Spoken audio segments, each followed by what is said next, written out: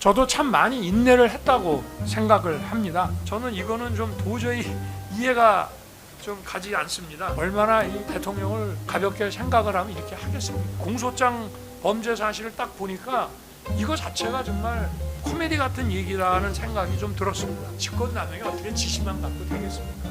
선처해 주시기를 낭만합니다. 예, 피고인 최후 진술하겠습니다. 예, 피고인 일어서십시오. 예, 혹시 뭐 발언이 좀 길어지실 예정이면 앉아서 하셔도 됩니다. 제가 좀 몇 자 이렇게 좀 적어와가지고요. 네, 예, 진술하십시오. 앉아서 해도 예, 길게 하실 거면 앉아서 하셔도 조금, 됩니다. 조금 길어질 것 같습니다. 예, 앉으십시오. 이 사건이 우리 재판장님께서는 이제 그 내란 피고 사건하고 좀 별도로 보시겠다고 처음부터 말씀을 하셨지만 사실 이게 떼기가 참 어려운 사건입니다. 그래서 저희가 그 서증에다가 좀 추가 그 피고인 측 증거를 좀 검토해 주십사 하고 말씀을 드렸는데 어쨌든 추가 서증이 제출이 되면 한번 좀 잘 검토해 주시기를 부탁드리겠습니다. 저는 뭐 이 사건에 제가 당사자고 이 사건에 대해서 뭐 검사나 변호인보다 저는 뭐 당사자로서 제가 제일 정확히 설명드릴 수 있다고 생각하기 때문에 제가 그냥 거짓 없이 있는 대로 이렇게 좀 말씀을 드리겠습니다. 여기 공소장 그 순서대로 아마 심의권 침해가 제일 먼저 나오는데, 저도 뭐 공소장을 보지 못하고 어제 방에서 이거를 메모를 했기 때문에 일단은 이제 국무위원 그 심의권 침해에 대해서 제 생각을 좀 말씀드리면은, 일단은 이 계엄 선포는 이제 거대 야당이 지배하는 이 국회가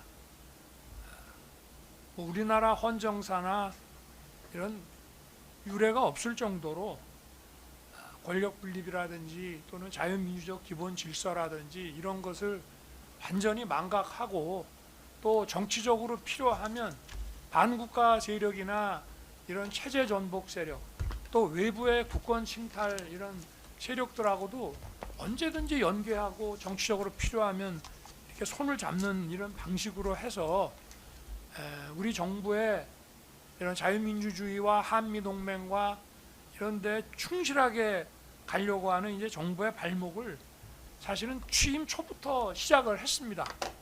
거기에 대한 자세한 얘기는 이 사건이 그 내란 피고 사건이 아니기 때문에, 그래서 저도 참 많이 인내를 했다고 생각을 합니다. 사실은 작년 여름에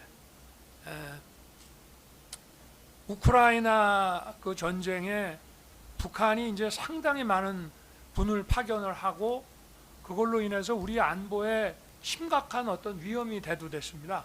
러시아로부터 이제 첨단 군사 기술을 받는다든가 또는 유엔 제재에서 금지된 자금을 받아서 그걸로 또 핵 개발이나 SLBM 이런 걸 고도화했을 때 문제가 심각하다고 해서, 또 현대전의 총알이라고 하는 이런 드론전 때문에라도 저희가 그 우크라이나 그 전선에 모니터 팀을 이제 파견하는 것이 우리 국익과 안보에 매우 중요한데, 그거를 파견하려고 한다고 해서 당시에 신원식 국방장관 탄핵을 추진했습니다. 그런데 추진해 나가다가 제가 신원식 장관을 이제 안보실장, 탄핵이 안 되는 안보실장으로 바꾸고 또 좀 일단은 보류를 하자 이렇게 해서 이제 마지막에 탄핵 발의까지는 가지 않았습니다만 상당히 어떻게 이렇게까지 할 수가 있느냐라고 이제 생각해 오던 터에 감사원장 그 탄핵과 중앙지검 간부 탄핵 그 추진이 11월 하순경에 이제 시작이 됐는데요. 그때 저는 이게 뭐 정부 초기부터 시작해서 아주 입법 봉쇄 또 뭐 예산 이런 문제는 제가 뭐 수도 없이 그동안 작년 12.12 담화나 1월 15일 그 공수처 체포될 때 페북에 올린 대국민 그 말씀이나 또 특검 헌법재판소의 그 탄핵 심판에서의 최후 진술에 상세하게 제가 일관되게 언급을 했습니다마는 정말 이런 반헌법적인 이 국회 독재로 인해 가지고 이 국정이 마비되고 우리 헌법이 예정하고 있는 이런 그 권력 분립이라든가 의회 민주주의라는 것에 이런 헌정 질서가 붕괴되고 있는 이런 상황이 저는 계엄이라고 하면 이제 전시 계엄이 있지만 또 비전시 계엄의 우리나라 역사를 보면 비전시 계엄을 상당히 많이 했었습니다. 그런데 이런 그 비전시 계엄 어느 상태에서 비전시 계엄을 실행했던 것보다 더 심각한 문제라고 생각을 해서 국가 비상사태 선포와 우리 헌법상의 국가 비상사태 선포라는 건 이제 비상계엄인데요. 이거를 이제 제가 검토하고 결심을 하게 됐습니다만은 그러나 이 국가 비상사태를 발생시킨 원인이 국회이기 때문에 거대 야당이기 때문에 저희가 할 수 있는 것은 국민들을 깨우고 국민들로 하여금 도대체 정치와 국정에 이렇게 무관심하지 말고 좀 제발 일어나서 관심 가지고 비판도 좀 하고 이렇게 좀 해달라는 그런 걸 할 수밖에 없는 상황이었습니다. 그렇기 때문에 군 병력을 최소화시켜서 딱 국회의 질서유지 병력 소수하고 그다음에 선관위에 또 소수의 서버 보안 시스템 1년 전에 국가정보원에서 시정 권고했던 그것이 시정이 됐는지 워낙 확인을 안 해주니까 그래서 그것만 점검하는 것으로 조치를 했는데요. 그럼 왜 국무회의를 주례 국무회의처럼 하지를 못했느냐? 주례 국무회의처럼 하게 되면은 뭐 절대 이거는 뭐 보안 유지가 안 되기 때문에 이미 계엄을 선포하기 전에 국무회의를 시작하면서 이게 다 알려지게 되고 그렇게 되면 국민들이 여기에 대해서 불안해하면서 또 혼란이 야기될 수도 있고 그리고 병력을 질서유지 병력이라든가 투입 병력을 최소화하려고 생각을 하고 규모를 정해놨습니다. 원래 처음에는 경찰도 투입을 안 하려고 했습니다. 그냥 계엄인이 소수의 군만 비무장, 실무장하지 않고 들어가서 어떻게든 최소한의 질서유지만 하려고 했는데 이렇게 되면 투입되는 병력 규모가 많아질 수 있기 때문에 병력이 많아지게 되면 아무리 실무장을 안 한다고 해도 보는 사람들이 불안을 느끼게 되고 이게 과거 계엄 같은 트라우마에 빠지게 되기 때문에 사실은 이 병력 투입 규모를 최소화시키기 위해서 이 보안이 필요했던 겁니다. 만약에 지금 특검 검찰 측 그 얘기대로 이것이 일반 주례 국무회의 할 때처럼 다 들어오라고 얘기를 안 했다고 하는 것이 이게 권리행사 방해 직권남용 범죄가 된다고 하면은 국무위원이 21명입니다. 11명이 이제 의사 정족수인데요.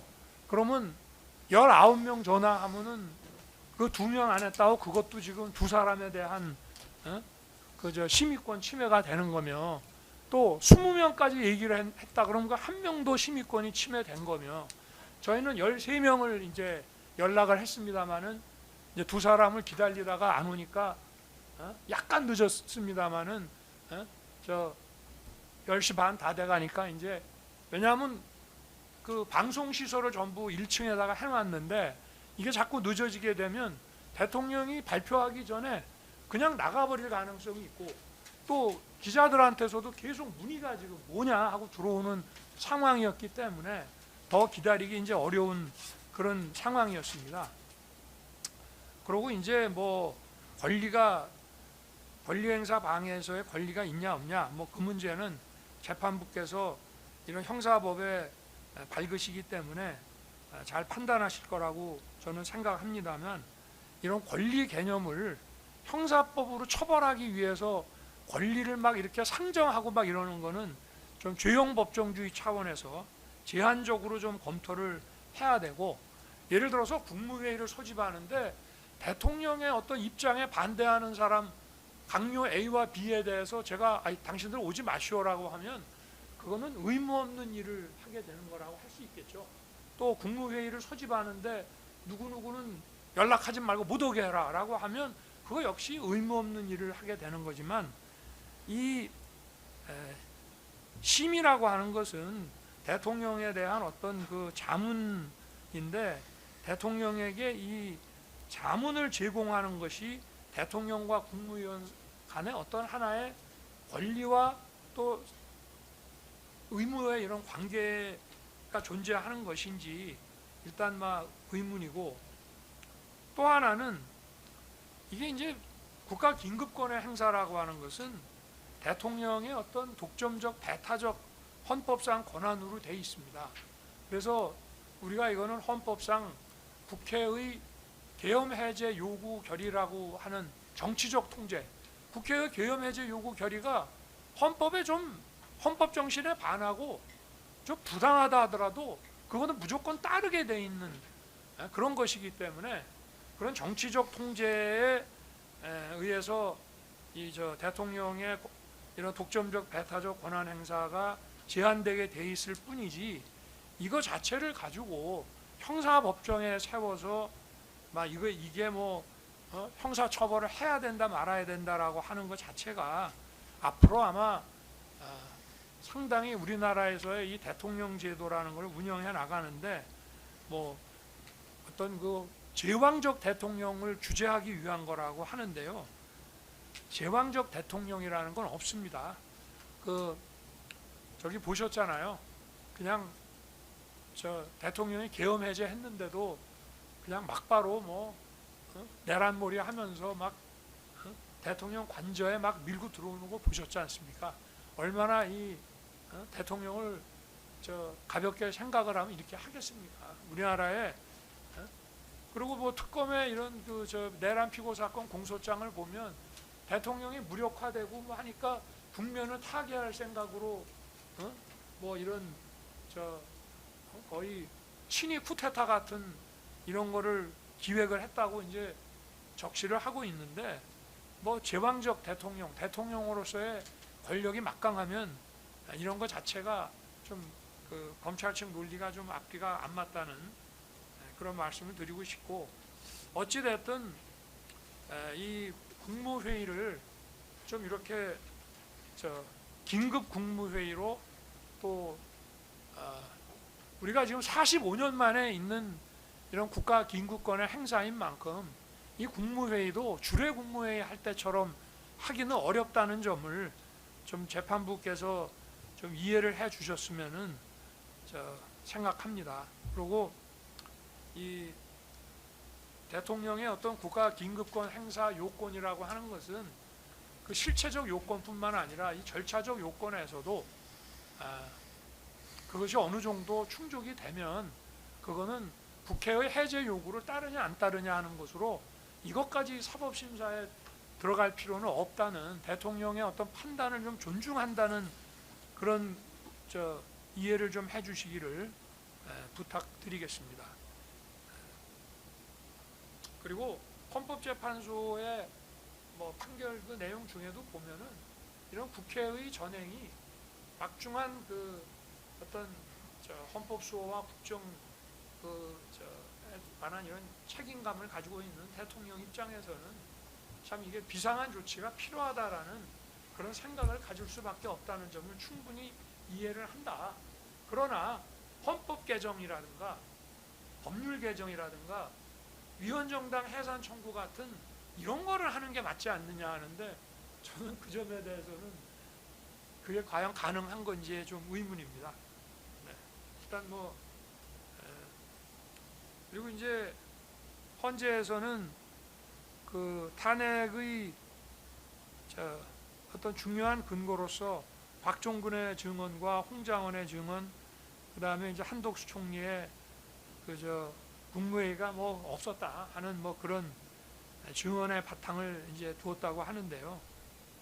뭐 사실은 헌재에서도 거기까지 세심히 보실지는 모르겠습니다만은 헌재 그 탄핵 심판 증인 신문 조서를 보시면은 이미 거기서도 박종군과 홍장원의 진술들이 짧은 시간이지만 엄청나게 탄핵이 됐습니다. 재판관들이 의문을 가지고 물어보고 박종군도 대통령이 국회의원 끌어내라고 한 적은 없는데 인원이라고 얘기했는데 저는 그걸 의원으로 이해했습니다. 뭐 이런 식으로 쓰지도 않는 그런 얘기들을 해가면서, 그러나 이번에 이제 비화폰 통화 내역이 원래는 국가 군사 기밀인데 그게 어떻게 제가 탄핵된 이후에 그냥 흘러나가는 바람에 오히려 그것 때문에 지금 이런 프레임들이 족족이 다 지난 가을부터 다 무너지고 있습니다. 그래서 그 정도 제가 말씀을 드리겠습니다. 이 부분에 대해서는 아까 또 많이 얘기를 했기 때문에.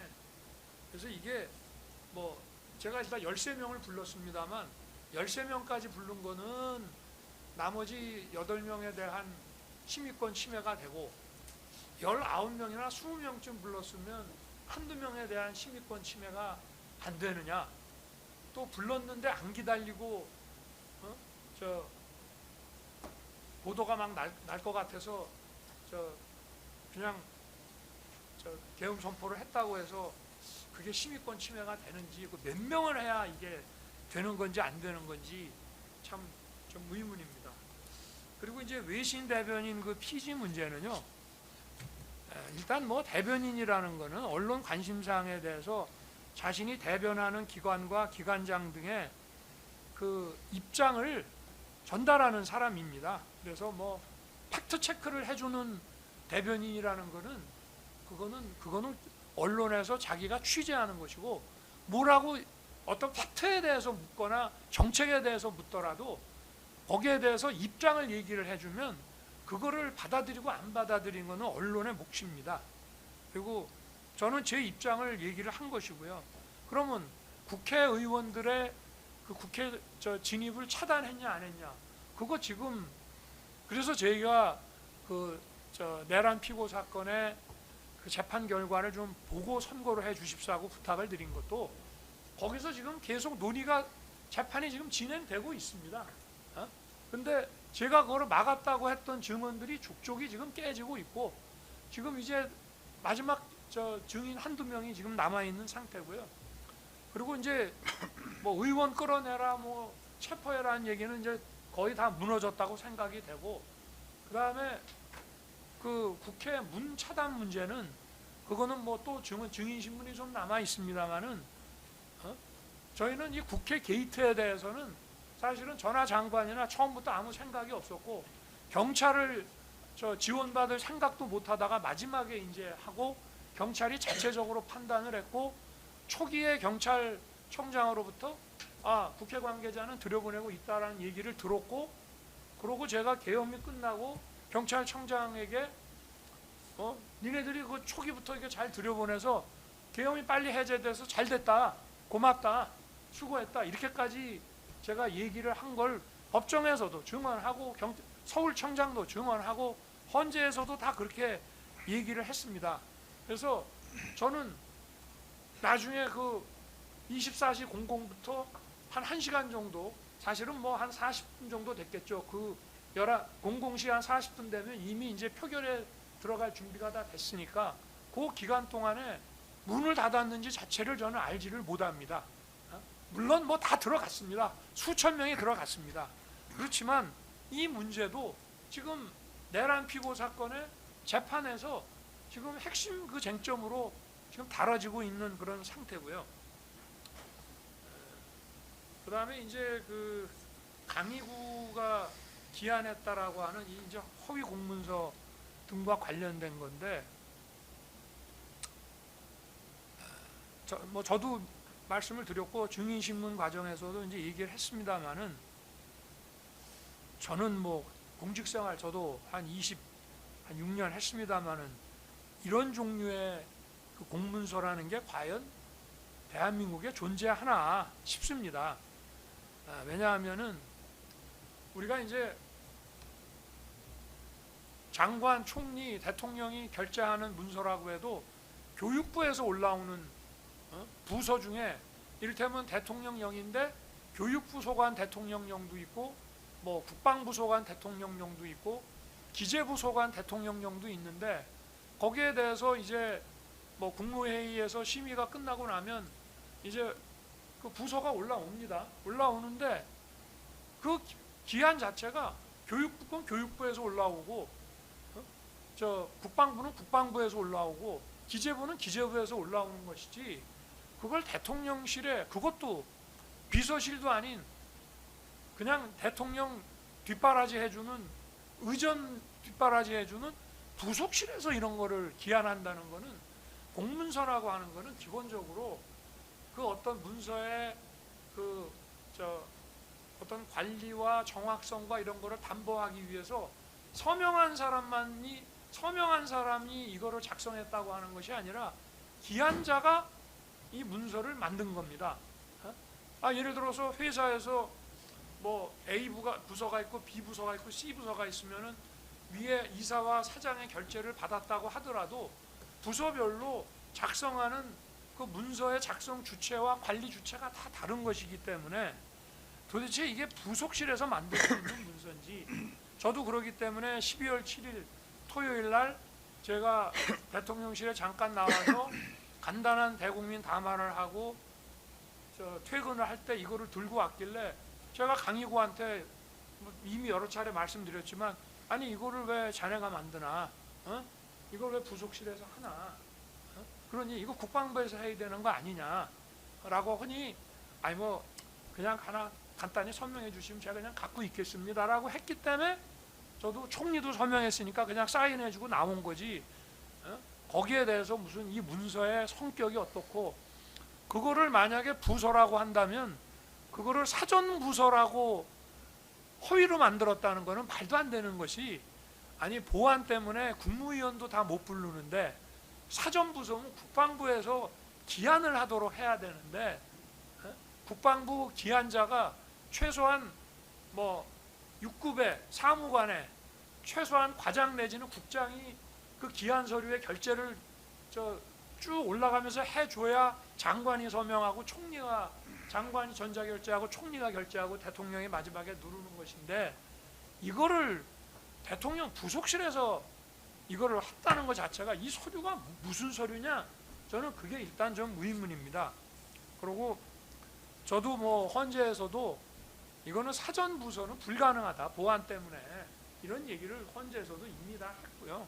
이거를 뭐 악용할 생각이 뭐 전혀 있지도 않았고 도대체 이 문서가 제가 나중에 뭐 옛날에 뭐 내가 뭐 사인한 거 있는데 한번 가져와 보라고 그랬다고 해서 그게 잘 기억이 나지 않으니 뭔가 사인한 게 있으니 한번 보자는 거였을 수는 있지만 오히려 그것이 제가 폐기를 사전에 보고받고 승인을 하지 않았다는 얘기가 될 수도 있는데 저는 뭐 그 점에 대해서는 이것이 도대체 이런 공문서 관리 주체도 없고 도대체 문서를 누가 어떻게 어느 기관에서 관리하는지 그런 게 안 정해져 있는 도대체 공문서라는 게 어디 있으며 관리 주체와 관리 방식과 뭐 이런 게 정해져야 적어도 보관 자체도 무리하게 보면 그걸 행사라고 해석을 할 수가 있는 건데 저는 이거는 좀 도저히 이해가 좀 가지 않습니다. 그래서 그리고 뭐 허위라는 거에 대해서도 그리고 뭐 국방장관이 서명은 있지만 국방장관이 뭐 5일인가 6일날 아마 7일날 밤에 들어갔으니까 언제 법적으로 사직을 했는지 모르지만 아니 국방장관이 자기가 그 직에 있을 때 서명을 했겠거니 생각을 하는 거지 국방장관이 뭐 그만뒀는데 서명을 한 거라고 제가 생각할 리도 없는 것이고 그래서 이 부분은 좀 면밀하게 재판부께서 좀 검토해 주시기를 부탁드리겠습니다. 그리고 이 비화폰 관련한 이 직권남용에 대해서는 이 공소 사실과 같은 지시를 저는 한 적도 없거니와 기본적으로 도대체 비화폰 단말기를 수사기관이 못 보게 하라는 얘기도 수사기관조차도 지금 저를 수사하려는 수사기관조차도 처음에 인식을 못하고 있던 거를 마지막에 그렇게 제 신병을 확보하고 영장을 받아내려고 이제 구성을 한 모양인데 지금 뭐 자기들이 저도 뭐 법정에서 나중에 이제 그 전에 많은 사람들이 증언을 했지만 제가 처음에 그 재판에 한 2차례 안 나오고 김성은 그 경호처 차장이 나왔을 때부터 제가 아마 법정에 나온 것 같은데 그 김성훈과 또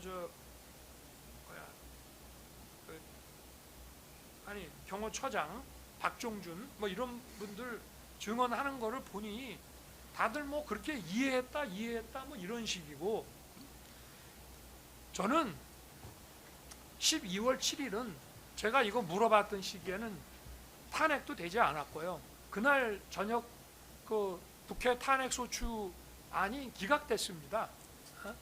그리고 그게 원래 일사부재의 때문에 그렇게 일주일 후에 다시 갈 가능성도 이제 없는 상황이고 사실 저는요 내가 비화폰으로 통화한 거를 그 통화 내역을 좀 파악하고 싶은 마음도 있었습니다.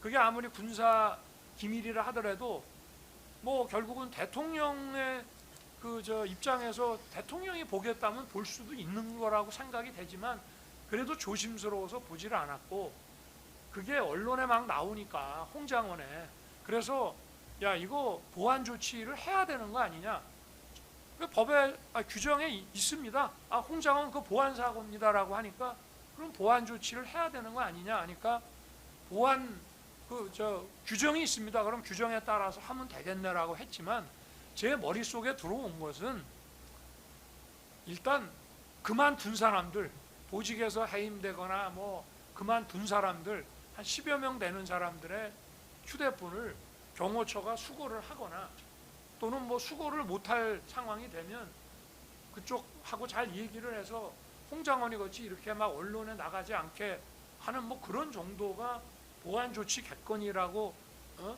생각을 한 거지 자기들끼리 이거를 기술적으로 막 검토를 해서 뭐 이런 복잡한 내용은 대통령으로서 도대체 알지도 못하고 이런 거를 아무리 파면됐다 하더라도 당시 현직 대통령에게 이런 거를 걸어서 이걸 직권남용 운운한다는 것 자체가 정말 제왕적 대통령이면 이런 걸 할 수가 있는 건지 참 의문입니다. 그리고 그 3명의 이제 뭐 방첩사령관, 뭐 수방사령관, 특수전사령관, 특전사령관 그 휴대폰을 제가 특정했다는 건데 그거 정말 말이 안 되고요. 그 증인신문 조서를 한번 저는 뭐 그때 오자마자 첫 번째나 두 번째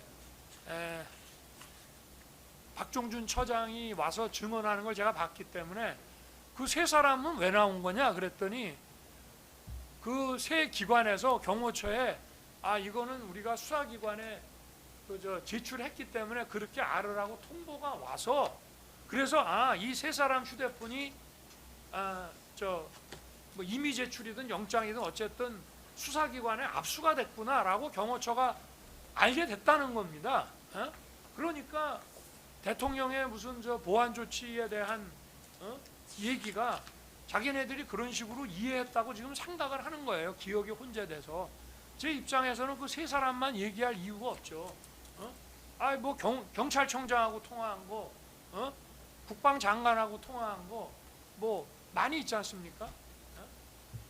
그리고 사실은 이 통화 내역이 결국은 공개가 됨으로써 지금 이런 소위 말하는 뭐 대통령의 끌어내기 체포 이런 프레임들이 법정에서 속속이 이게 만약에 이 통화 내역이 헌재 탄핵 심판 때 만약에 공개됐다면은 헌재 탄핵 심판 때는 12월 달에 이 왜 내란 수사를 막 했나 보니까 이런 것들을 헌재에서 막 제출을 해가지고 아마 이거를 이제 탄핵으로 끌고 가려고 했던 게 아닌가 싶은데, 헌재 입장에서는 탄핵이라고 하는 거는 이게 어떤 징계 행정재판 같은 거기 때문에 형사증거법에 따라서 하지 않아도 된다라고 하지만 그거는 헌재법에 맞지 않는 거라고 생각하고요. 더구나 국민이 직접 선거를 통해서 민주적 정당성이 가장 높은 대통령에 대한 탄핵 심판을 하면서 이런 식으로 한다는 게 많이 아쉽기는 합니다만, 그때 만약에 통화내역이 지금같이 이렇게 오픈됐더라면 과연 저 곽종근이나 홍장원이나 이런 사람들의 이런 그 증언 내용이 과연 유지될 수 있었겠나, 그런 생각이 많이 듭니다. 그리고 이 당시에도 얘기했지만 박종준 경호처장이 어쨌든 관계자 보고받고 자기가 다 조치하고 처리를 했다고 그렇게 얘기를 하고 있습니다. 그래서 이거는 이런 공소 사실과 같은 지시를 저는 한 바도 없고, 그 정도로 비화폰 단말기를 수사기관이 못 보게 하라고 지시할 정도의 무슨 기술적 지식도 없거니와, 제가 그때도 법정에서 재판부께 말씀을 드렸지만 어떤 검사나 수사기관이, 저 수사관들이 하더라도 임의 제출이나 압수 그 절차에 의해서, 영장에 의해서 만약에 이런 비화폰 단말기를 자기가 획득을 했다, 입수를 했다 그러면 바로 열어서 통화 내역이 남아 있으면 그 통화 내역부터 아마 저 휴대폰으로 찍어놔 버렸을 겁니다. 그래서 그게 수사기관에 제출이 돼 있는데 수사기관으로 하여금 비화폰 단말기 화면을 못 보게끔 막으라고 한다는 얘기가 도대체 상식적으로 맞는 얘기인지 저는 의문이라는 말씀을 재판부께 드렸습니다. 그걸 어떻게 막습니까? 그 법정에서 얘기하는 거 보니까 곽종근 그 특전사령관도 자기가 이거를 제출을 했답니다. 이걸 제출을 했는데 자기가 저 통화 내역을, 의미 있는 통화 내역들은 자기가 메모를 해놓고요, 통화 내역은 다 지우고 제출했다고 하더라고요.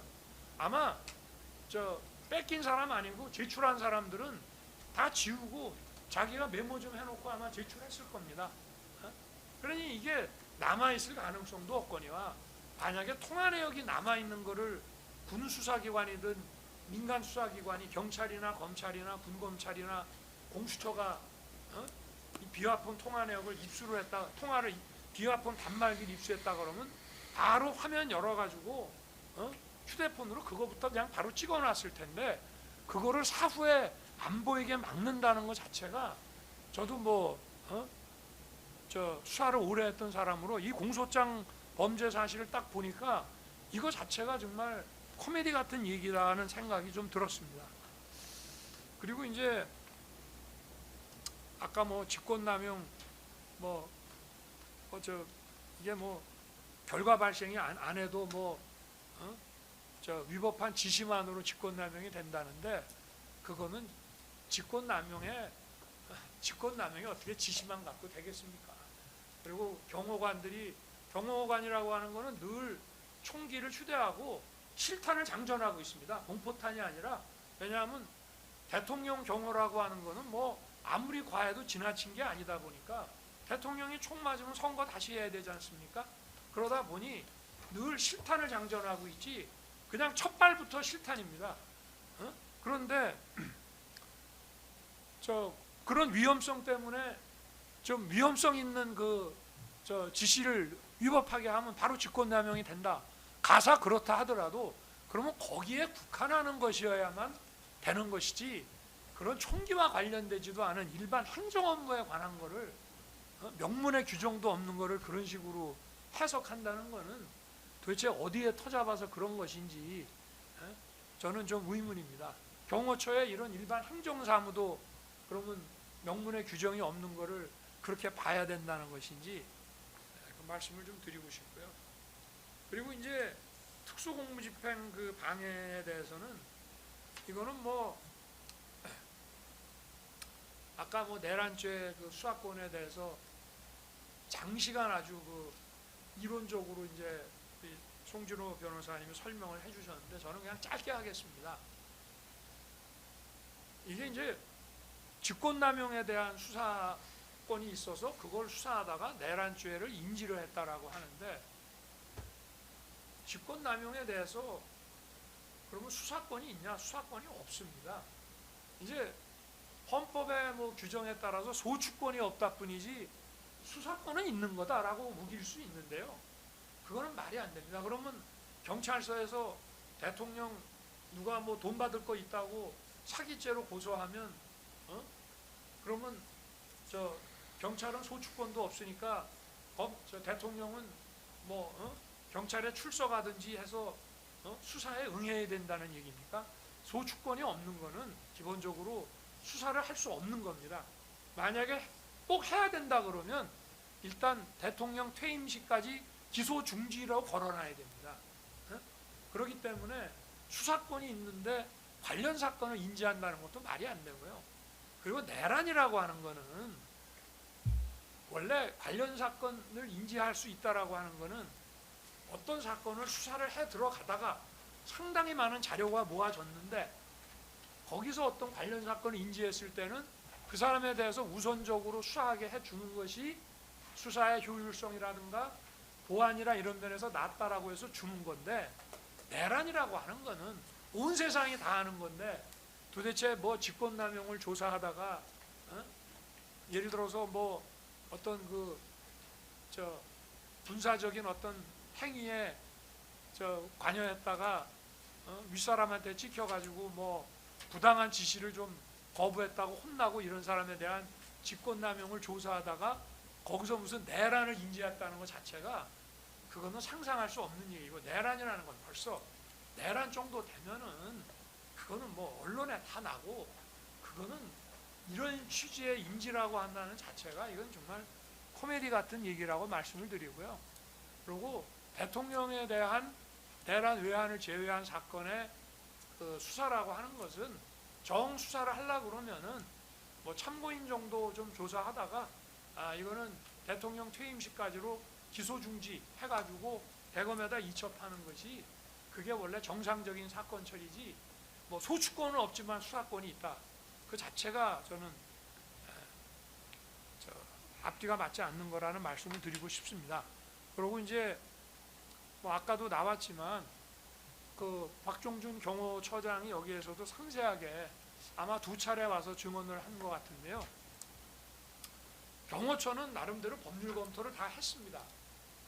그리고 저도 뭐 과거에 검사 시절에 청와대에 대한 압수수색 영장을 받았습니다마는 거기는 기본적으로 수색이 안 되는 데입니다. 그래서 영장을 받아도 수색할 엄두 자체를 내본 적이 없고요. 군사시설 보호구역이기 때문에. 그래서 경호처장도 아니 제가 그때도 그런 얘기를 했습니다. 아니 내가 경호관하고 광화문에 점심 식사하러 갔다가 체포영장 든 사람한테 체포당하면 그건 어쩔 수 없습니다. 그거는 못 막습니다. 그러나 관저에 앉아 있는데 저를 붙잡아 가려고 그러면은 기본적으로 수색을 해야 되는데 수색 자체가 이게 안 되는 것이고, 그러고 좋습니다. 뭐 입법 사항까지 막 손을 댄 그런 서부지법의 그 이순영 판사의 110조 뭐 예외로 한다라고 하는 수색 영장이라 하더라도 그 수색 영장도 지번이 한 개만 돼 있는데 그 다른 지번에 그 군사시설 보호구역인 다른 지번에 승인 안 받고 못 들어가는 거고, 그거는 영장도 없고 하니까 얼마든지 또 뭐 편하게 거부할 수도 있는 부분이고 그 자체가 그냥 위법입니다. 그래서 이거는 더 복잡하게 따지고 말 것이 없이 이게 무슨 아파트 뭐 계단이라고 하는데 아파트 계단은 누구나 다니는 데고요. 그리고 도대체 이게 남의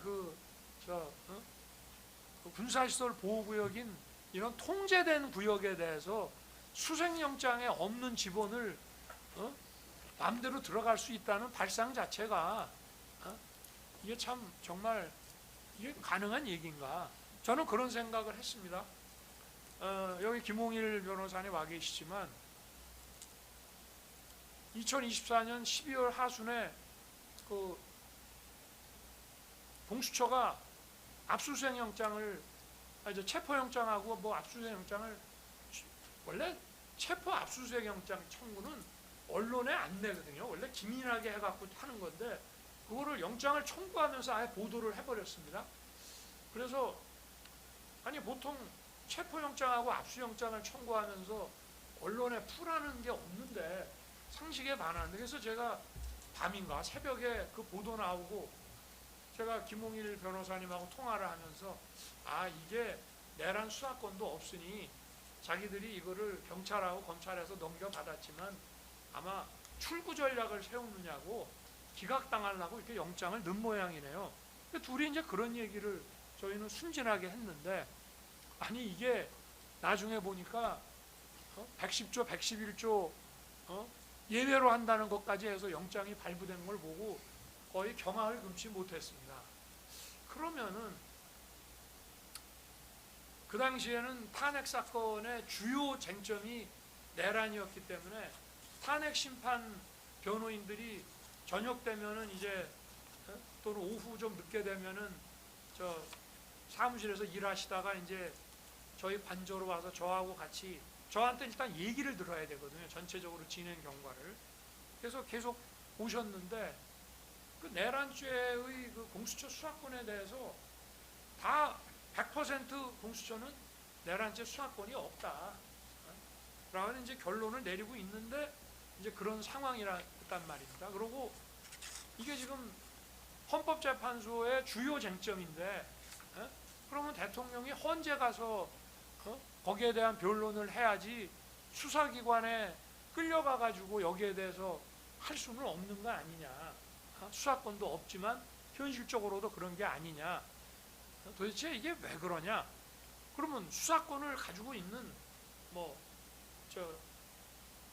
경찰이나 그러면 검찰은 또 김용현을 그때 구속을 했기 때문에 아마 그 당시에 법원의 그 공보관하고 저 행정처장인가 하는 분이 그 언론에 풀하고 뭐 국회에서 말씀하신 거를 보면은 뭐 어떤 논리를 대시더라고요. 그러니까 직권남용 수사권이 있어서 거기에 터잡은 게 아니다.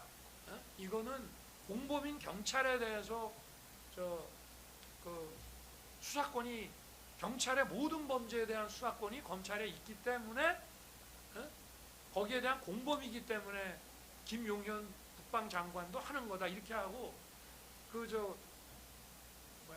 직권남용 수사권이 내란으로 이렇게 확장된 건 아니다라는 식으로 법원에서도 책임 있는 위치에 있는 분들이 풀을 했습니다. 그래서 저는 검찰이나 경찰에서 오라 그러면 그거 할 수 없이 가야 되지 않겠나 하는 그래서 의견서도 좀 준비를 해보고 이제 이렇게 혹시나 싶어서 했는데 이거를 그래서 이제 처음 그 체포영장하고 압수수색 영장을 청구했다라고 언론에 풀이 됐을 때는 아 공수처의 출구 전략이고 다시 수사권 있는 쪽으로 보내겠구나라고 생각을 했다는 일에 됐기 때문에 그 전부터 이제 준비를 좀 했습니다. 수사권 있는 대로 가겠지. 근데 공수처가 끝까지 이거를 이제 우기는 걸 보고 저는 이런 생각을 했습니다. 그래도 검찰이나 경찰은 수사를 많이 해본 사람들이고 아무래도 그렇게 정치적으로 하기에는 그래서 이게 도대체 수색영장 집행이 불가능하다는 거를 수사를 오래 해본 직업 그 전문가들 같으면은 그건 상식에 속하는 문제이기 때문에 이거를 무리하게 체포 집행을 하려고 그러면 하겠다고 나서는 어디 기관이 있어야 되는데 검찰이나 경찰은 뭐 대통령이 자기네 소환에 자발적으로 응해서 뭐 거기서 뭐 긴급 체포를 한다든지 하면 몰라도 대통령 관저를 자기네가 수색해 들어가서 체포하기는 구속하기는 어렵지 않겠나 이런 생각이 있었기 때문에 공수처가 그야말로 어떤 정치 수사에 자기들이 어떤 나선 게 아닌가 하는 생각 말고는 도대체 뭐 다른 생각이 막 들지를 않았습니다. 그 이제 뭐 특검 측에서는 뭐 나중에 그뭐 체포 적부심 이런 게 막 기각이 되고 한 거 봐서는 법원에서 인정해 준 거라고 하지만 이게 실제로 이런 위법한 이런 집행과 수사를 하는 사람의 그 위법성과 책임성이 조각되느냐 여부의 문제와 수사 상대방 입장에서 아니 이거는 위법하다고 해서 그거를 저지하고 경호처는 경호처 나름대로 자신들의 공무집행이 또 방해받았다고 고발을 해놓은 상태입니다. 그런데 어쨌든 상대방 입장에서 공무집행 방해로 처벌하기 위해서는 그야말로 수사 권한부터 모든 절차에서 이거를 다 따져봐서 정말 단 1%도 위법이 없어야만 형사처벌을 할 수 있는 거기 때문에 그거는 관점이 다르다고 저는 지난번에도 말씀을 드렸습니다. 그리고 이제 제가 무슨 경호처를 사유화했다라고 얘기를 하는데 여러분 보셨잖아요. 경호처 대통령이 탄핵소추가 되고 나니까 그러면서 이제 바깥에서 막 흔드니까 아까도 말하지만 그 남명무 같은 사람들은 이미 벌써 경찰하고 이렇게 다 선이 다 가지고 밖에 나가서 대통령 관저의 그 내부 상황을 다 이미 기밀 누설을 다 해줍니다. 그러니까 벌써 탄핵 소추가 되고 나니까 그리고 벌써 이 탄핵 소추 분위기가 되니까 경호관들 사이에서도 균열이 벌써 쫙 벌어져 가지고 무슨 임기 5년짜리 대통령이 이 경호처라는 것을 사유화하기도 어렵지만 이 더구나 이게 탄핵 소추의 위험이 있는 또 탄핵 인용 가능성이 어쨌든 50% 이상이라고 그 공무원들은 생각을 했을 텐데요. 당시에 무슨 탄핵 반대 운동이 벌어지는 그런 현장을 실제로 무슨 광화문이라든가 또는 뭐 세이브 코리아 뭐 집회라든가 뭐 이런 대학의 집회라든가 안국동 집회 이런 데를 실제로 가보지 않고 그냥 메이저 언론 방송만 보고 이런 사람들은 탄핵 가능성이 거의 90% 이상이라고 100%라고 생각할 타임에 어떻게 경호관들이 제가 경호관들을 사유화할 수 있겠습니까? 그리고 두 번째 집행했을 때는 그냥 다 도망갔습니다. 우리 변호인들만 좀 남아있고 다 도망갔고 첫 번째도 실제로 용산에서 아예 오지 않은 사람도 있고요. 그런 이제 상황이기 때문에 그런 그 탄핵 소추로 직무정지된 상태에 있는 대통령이 경호처라는 조직을 사유한다는 그런 발언은 그런 거를 전제로 한 판단은 저는 그건 맞지 않다고 보고 제가 이거를 밑에 경호 책임자들한테 떠넘기려고 하는 것이 아니라 그냥 있는 대로 좀 법리에 따라서 판단을 해 주십사 하는 겁니다. 여기 차벽 설치라는 거는 박종준 처장이 여기 와서도 증언하면서 이거는 관저 바깥에 이런 여러 가지 시위들에 대응하기 위해서 상당히 바깥에서 하여튼 사람들이 12월 초부터 시작해서 탄핵을 반대하고 지지하는 사람 반대로 이런 사람들이 어마어마하게 몰려와갖고 트랙터 끌고 막 지방에서 올라온 사람들 굉장히 위협적인 상황들이 많이 벌어졌기 때문에 이런 거는 뭐가 영장 집행을 막기 위한 건지 뭐가 이런 시위에 따른 어떤 위험을 막기 위한 건지 분간이 안 가는 경우도 많고요. 그리고 스크럼 짜는 거는 저는 알지도 못했고 위력 경호라는 게 존재한다는 거는 압니다. 그런데 점심시간에 11일 날인가 점심시간에 그 얘기했다는 것이 대통령의 위력 경호 지시라고 해석을 하시면 그건 할 수 없는데 위력 경호라는 거는 늘 있는 것이고요. 대통령 경호라고 하는 것은 어떻게 보면 아무리 지나쳐도 과하지 않다라고 볼 수 있는 것이고, 어디까지가 의무 없는 일이라 직권남용이고 어디까지는 해도 되는 건지, 그런 것을 사법적으로 과연 재단할 수 있는 건지, 그냥 경호원들이 이제 대통령 쫓겨났고 상황이 바뀌어서 가서 조사받으면서 그거는 뭐 우리가 사실 불만이 많았습니다, 뭐 이런 얘기하면 그게 직권남용이 될 만한 의무 없는 그런 경호 과정인 건지, 그런 거에 대해서는 뭐 앞으로의 우리나라 대통령 제도가 존속하는 한 이런 식의 판단이 상당히 대통령의 안전을 위태롭게 할 수 있다라는 그 말씀을 드리고 싶고요. 그리고 이 원래 공무원이 아닌 자, 그 신분이 아닌 자의 그 직권남용이라고 하는 거는 뭐 공범으로 인정되는 경우들이 더러 있기는 합니다만은, 그거는 상당히 적극적으로 이렇게 요청하고 막 이런 경우에 그런 공무원 아닌 비신분자들이 인정되는 경우들을 가끔 봤습니다만은, 그런 부분에 대해서도 저는 이게 굉장히 무리한, 이게 저는 시작 자체가 이 내란 피고 사건에 대해서 구속이 취소돼서 제가 자유의 몸이 되니 저의 신병을 확보하기 위해서 참 무리를 좀 많이 하지 않았나, 그런 이제 범죄 사실로 저는 보고 있습니다. 그래서 이런 부분들을 좀, 아까 변호인도 얘기를 했지만 저도 뭐 이런 점에 대해서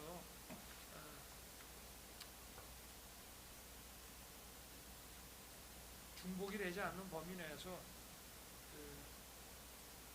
좀 말씀을 드리고, 어쨌든 하여튼 뭐 저는 뭐 정치 상황이 이런데 제가 뭐 1월 18일에 이 사건 구속 만기라고 그래서 뭐 집으로 돌아가겠다는 생각 거의 안 하고 있습니다.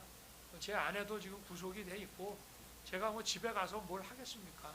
저는 뭐 다른 기소된 사건도 많기 때문에 얼마든지 다른 거로 영장을 발부해서 저의 신병을 확보해 주기를 바라는데, 이거를 이렇게 신병 확보 차원에서 이런 거를 좀 그런 만약에 고려가 혹시 있으시다면은, 저는 이게 처음부터 그 특검 측에서는 130명의 증인을 하겠다고 하고 굉장히 방대한 증거 자료를 제출했기 때문에 변호인 측에서도 그 많은 거를 다 복사를 해서 검토하고 그 인부를 하기 위해서 검토하는데 상당한 시간이 걸렸기 때문에 벌써 그걸로 2달이 지나갔지, 뭐 변호인이 지체한 건 아닙니다. 증거를 워낙 많이 냈기 때문이고, 그리고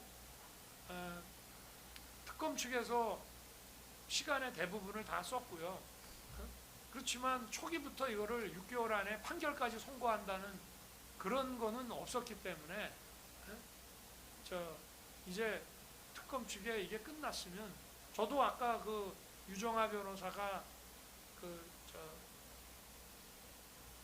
서증 진술하는 거를 들어보니까 지금 이 사건에 대해서 전체적으로 이 사건을 이해하는데, 왜냐하면 이 내란 피고 사건의 헌법재판이라든지 피고 사건을 직접 보시지 못했고, 또 다른 재판부는 여기에 대해서 일반 언론에서 나오는 얘기밖에, 그래서 지금 우리 많은 법조인들도 여기에 대해서 좀 어떤 본인이 의도하지 않더라도 어떠한 좀 바이어스를 가질 수가 있는 거기 때문에 여기에 대해서 충분히 좀 설명을 해드리는 것이, 저희는 이 사건도 시각을 나쁘게 보는 것과 그래도 어느 정도 이해를 하면서 보는 것이 이 사건의 어떤 법리나 증거나 또 무슨 책임성을 판단하는 데 있어서 굉장히 중요한 요소라고 저는 보기 때문에, 이 부분에 대해서 저희가 어쨌든 뭐 남아 있는 아까 그 180개 하고 이제 약 400여 개 그 못한 거를 입수를 해서 제출을 하면은 막 거기에 대해서는 좀 서증 조사할 수 있는 기회와 또 필요한 그 증인들에 대해서 좀 증언할 수 있는 그런 기회가 되면은 거기에 대해서 좀 심리를 하고 그리고 마무리해 주시기를 다시 한번 부탁드리겠습니다. 뭐 18일 날 저는 그래서 얼마 전에도 그 일반 이적 사건 영장 발부 여부 부속 신문할 때도 제가 재판부에 얘기했습니다. 뭐 상황이 이런데 저는 제가 귀가한다는 거 이런 거 생각 안 하고 있다. 그래서 영장 구속을 불구속으로 해달라 이런 요청 절대 드리는 게 아니고 내가 필요한 얘기만 좀 몇 마디씀 드리겠다라고 해서 얘기를 했고요. 그래서 제가 밖에 돌아다니는 게 영 불편한 그런 분들도 많을 텐데 뭐 얼마든지 다른 사건으로 신병을 확보하더라도 이 부분에 대해서는 저희들은 참 이 공소 사실 자체가 정말 이것이 이게 과연 타당하냐? 이게 도대체 형사 사건으로 이런 거로 구성을 해가지고 사법부야 재판에 회부하고 하면 기소를 하면 재판을 하셔야 되는 거지만 도대체 이런 대통령의 국무회의 그 주제에 대해서 들불러서 직권남용이라든지 또는 무슨 비화폰 단말기를 못 보게 하는 것이 무슨 경호처법상의 직권남용 또 그것도 또 교사라고 합니다. 또 그런다든지 그리고 명백히 위법한 수색에 대해서 도대체 이거를 공무집행 방해라고 우긴다든지 이런 피지 이런 걸 가지고 직권남용으로 지금 의유를 한다든지 도대체 대통령 부속실이라는 거는 어떤 공문서도 작성할 권한이 없어요. 유일하게 있다 그러면 아마 대통령 기록관에다가 선물 들어온 것들을 일단 대통령 청사에 창고에 보관을 하다가 그거를 기록관에 보낼 때 아마 공문을 작성할 겁니다. 그거 말고는 대통령 부속실장이 도대체 무슨 공문서를 작성할 수 있다는 것인지 이게 어떻게 뭐가 허위라는 건지 또 이 공문서의 그 내용과 취지가 뭐라는 것인지 정말 이런 거를 가지고 제가 아무리 파면됐지만 전직 대통령을 이걸로 범죄 구성을 어떻게 보면 엮어서 이렇게 재판에 회부한다는 것이 저희는 여기에 대해서 더 하고 싶은 얘기와 기다렸습니다. 특검 측에서 제출한 거에 대해서는 저희가 반대 신문도 하고 했지만 저희도 여기에 대해서 재판부에 더 많은 이 사건에 대한 전반적인 설득과 설명과 또 저희가 특검이 검찰 측이 만들어 놓은 운동장에서만 축구를 할 수는 없는 것이고 저희 입장에서도 다른 운동장에서 저희가 제시하는 관점에서 봐주십사라고 하려고 하다가 지금 이렇게 된 것이니까 그런 부분에 대해서 한번 또 추후 제출하는 증거들 보시고 재판부께서 이 부분에 대해서 좀 이렇게 선처해 주시기를 앙망합니다. 네, 감사합니다. 이상입니다. 예, 변론 종결합니다.